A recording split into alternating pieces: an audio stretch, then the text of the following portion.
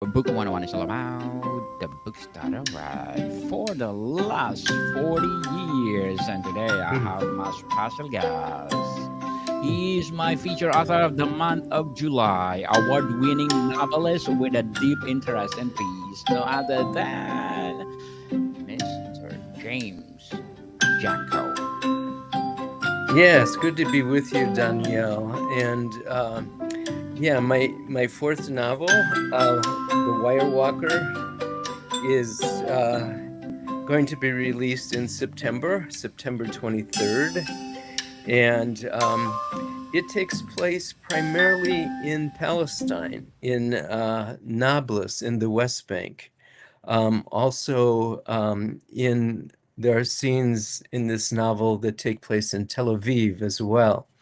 And I've been to that area twice, as recently as January of this year. I was in the West Bank, and I uh, I originally went there in 2017 when I was researching this book, and I became very interested in circus and the idea that the arts can sometimes inspire peace when politics fails. And I knew there was a circus in Nablus, the Nablus Circus School. So I went there. I made wonderful friends, including Mahmoud Masri, who's the founder of the circus, and Mohammed Shafi, who's the current manager of the Nablus Circus School. And it's a great place for the youth of Nablus. It's a cultural hub. They also have theater, Yes. and it's a great place. Mr. James Janko, thank you so much for sharing your award winning piece to the world. And thank you so much for sharing your knowledge and wisdom to the world. And beyond the literal act, what does while walking symbolize about the modern existence? Is it about rest, balance, visibility, or something deeper?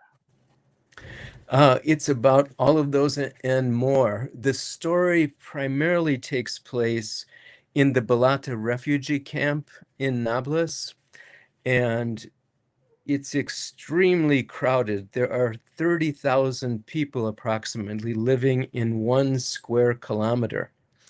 And the, the narrator of my novel, Amal is her name, she lives in an alley so narrow the walls hold their breath. That's how I describe it.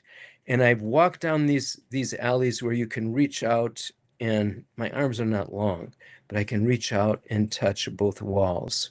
So it's a story about primarily about a refugee family, and the girl, the wire walker, she lives on the first floor of a 4-story building, and there's just this narrow passage up to the sky. And what she sees when she looks up, it's kind of a tightrope sky. It is so narrow. And that's her life. She's living there. She's expected to be there the rest of her life. But because of her talent, um, and the book takes place in 2019 and 2020. And at that time, it still was possible for an artist, a Palestinian artist, to visit Israel and perform and be in artistic communities in Israel, which is what she does. But mostly the story takes place in the Balata refugee camp in Nablus. Interesting novel, Mr. James. And what personal experience or cultural observation convinced you to tightrope walking perfectly captures today's human condition? Especially for Palestinians today, they are being squeezed from every corner. There are more and more settlements, and the settlements that already exist are expanding. And Palestinians are being pushed off of land that often they've been there for many centuries. And 20 new settlements have just been announced. So they are being pushed into smaller and smaller spaces. So literally, they are walking a tightrope. Uh, uh, they're, the areas where they live are smaller and smaller. Hmm, definitely.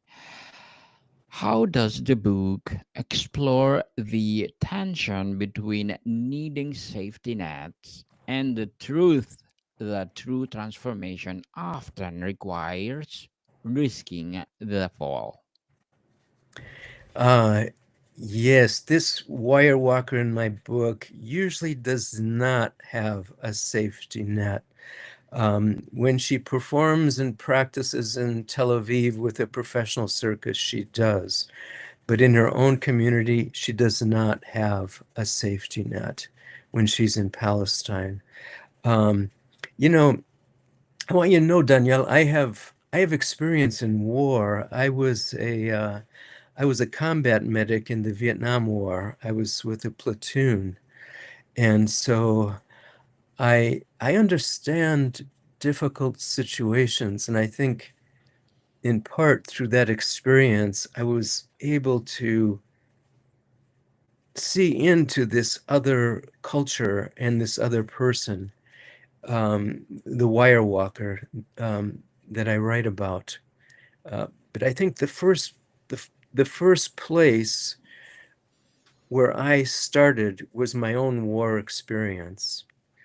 And and then I gradually stumbled onto her voice after many, many attempts to write the book um, from a white perspective. I tried that many times and it failed. And I realized I had to really tell this from being there on the ground, what it's like there in person, not as an observer on the periphery. Interesting indeed, Mr. James. And what a fundamental fear or misbelief that your protagonists carry into the wire? How does High Wire force them to confront it? Um, this is the world that she's been given. She's living in a space that is so small, and she wonders, what can I make of this? And she's an artist. She is extremely disciplined, and she doesn't have the equipment of a professional wire walker, but she runs up and down alleys. She lifts weights with bricks. She teaches herself gymnastics. She watches YouTube. She watches, Philippe Petit and the Flying Walendas, all the great ones on YouTube, and she studies them and then learns her own way to walk. For her, it's about freedom. You know, this is what she has that she can call her own. It's her freedom.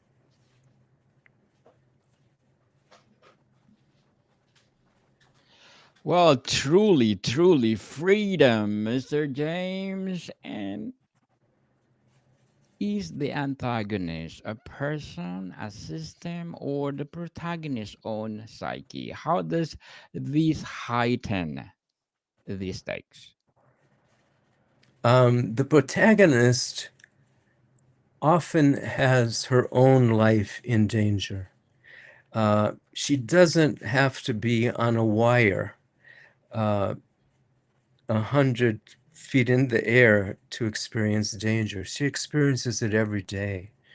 Um, and um, her being on the wire is a way for her to cope with her fear, to lessen her fear, and to have agency in a world where she has been denied the most essential freedoms in most cases.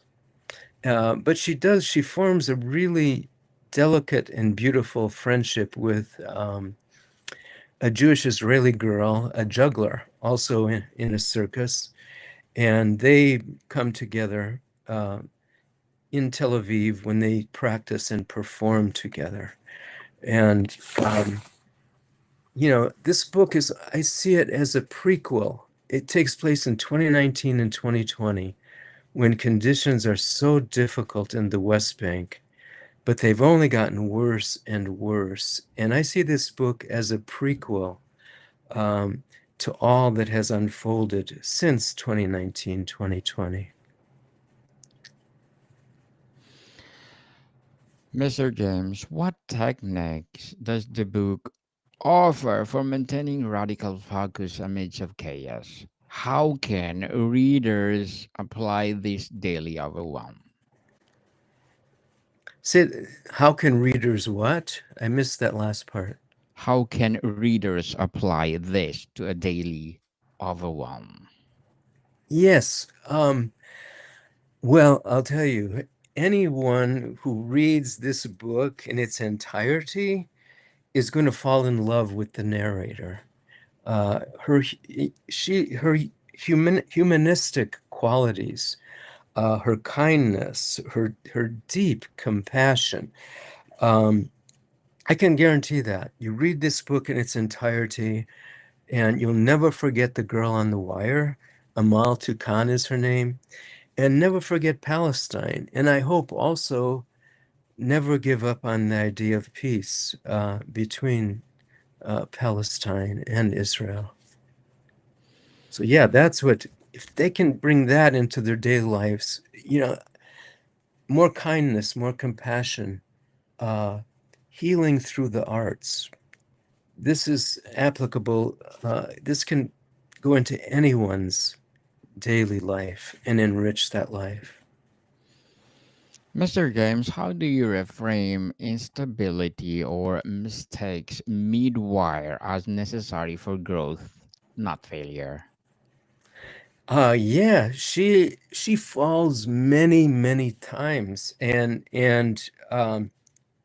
that's how she improves. And the way she practices sometimes is she has a very good friend named Maisa, who is a juggler and a contortionist and lives in the same alley. And they practice together. And sometimes she'll string a wire just a few feet off the ground, and her friend Misa, she'll get on the wire, and then her friend Misa will shake the wire back and forth to try to, so that she really has to struggle to keep her balance. And she'll fall many, many times before she learns how to, play to sway and learn to uh, even remain on the wire when it's as if a storm is blowing through and she's able to maintain her balance. So she learns by falling, and when she challenges herself like that, she doesn't, she doesn't string her wire high. She's not going to break a leg or something. She has it low, and she can do things that are very difficult for any wire walker. Even the great Philip Petit, who was the greatest ever, she studies these great wire walkers on YouTube. She doesn't have access to be anywhere near them, but she learns from them and then finds her own way to walk. And she said there are two things for a wire walker to learn: walking and falling. Indeed. Mr. James, let's talk about the risk, failure, and transformation of your novel. How does the book redefine failure? What practices help characters recover after a plunge? After a plunge, the narrator, Amal Khan, doesn't always get up fast. She takes her time. She really concentrates. What happened? What might have I done better? She takes her time. Um, and then she will rise. At one point in the book, she breaks her ankle, and she's unable to walk for a long time. She is a persistent and inspired person. She has a will and a heart that is so full of love that she's irresistible. And when a person has these qualities, however they're beaten down by their lives, by their conditions, by the lack of opportunities. And let me tell you, in the Balata refugee camp, there's very, very little opportunity. She is a blessing to everyone around her and to herself. Mr. James, as an award winning author, what are your short term and long term goals?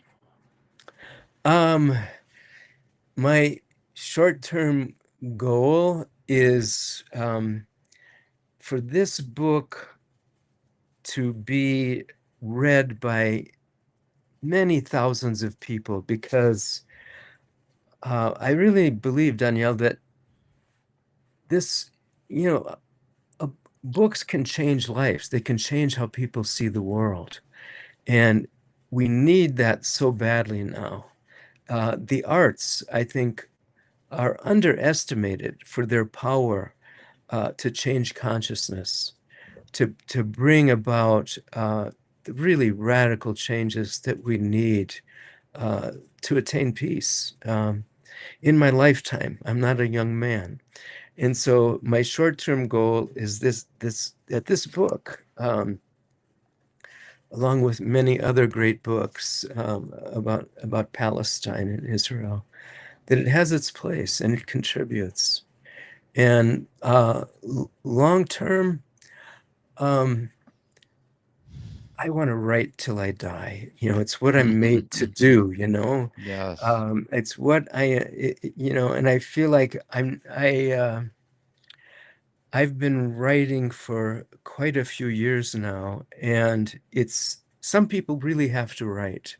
There aren't many of them, but I am one. Good luck to your goals, Mr. James, and looking forward for more and more success. And what would be your piece of advice for those people out there who want to be an award-winning author like you? Oh, read great books. I mean, I know everybody tells you that you got to read, but you do. I mean, you have to read great books and fall in love with language, fall in love with story. True. Um, find your favorite writers and really study them. Read everything that your favorite writer has written. And then, you might imitate for a while, but then you're going to have to find your own voice. But at the very beginning, you've got to fall in love with language and story to be a novelist. Definitely.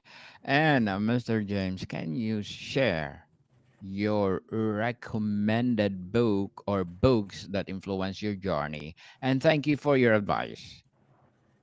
Yeah, I actually have a few books that really influenced me in this writing. Palestinian Walks by Raja Shahada. In this book, you really are able to understand uh, the love for the land that Palestinians have. And, you know, it's an ancient practice that in the rural areas, they'll name every wadi and spring and hillock and escarpment.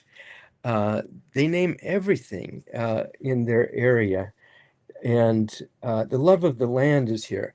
Adania Shibli is an incredible fiction writer. She's my favorite Palestinian fiction writer. She's from the West Bank. This is Minor Details, the name of it.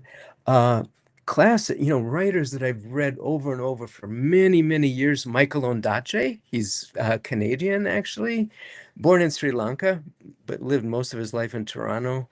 Michael Ondaatje just writes like an angel. Maxine Hong Kingston. Um, you know, these are writers I have read for decades. I keep going back to them. Well, thank you for that recommendation, Mr. James. I hope people will read it and for sure they will empower. And before we wrap up our discussion for today, Mr. James, I'm inviting you to please do listen to my other podcast, people. My other podcast, because my abstract essay is already in fifth season, abstract poetry in second season, and my book 101 review in fifth season too, comedy 101 in second season, and my food 101 in fifth season as well. Geography 101 in fourth season, and my baby podcast, Law 101 and Mental Health 101. Love letters in fourth season, as well as movie 101 review, music 101, and science 101. And of course, my sex 101 in each first season. Wow, Please, please listen to them wherever you listen your podcast. you're a Mr. busy man. Yes, indeed, Mr. James.